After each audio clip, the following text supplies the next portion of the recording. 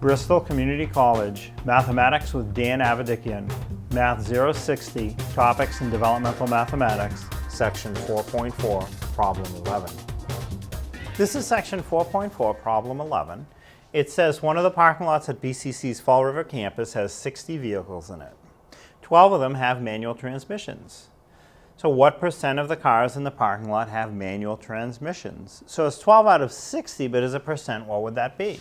So I make a fraction. The denominator is 60, the total number of cars. The numerator is 12, the number of cars that have a manual transmission. Now, what is that as a percent?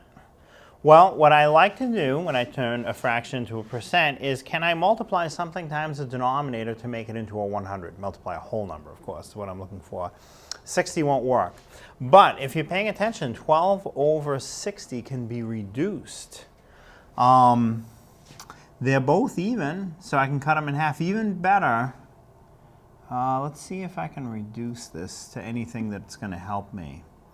Well, half of 12 is 6, and half of 60 is 30. And, oh, I can make that 1/5. So 6 divides into 6 once. 6 divides into 35 times. So I have 1/5. Now that is a fraction where I can multiply something times the denominator to make it a 100. So I have a 5 in the denominator. 5 times 20 is 100. So if I multiply the denominator times 20, I must also multiply the numerator times 20. The numerator is 1. 1 times 20 is 20, which is easy.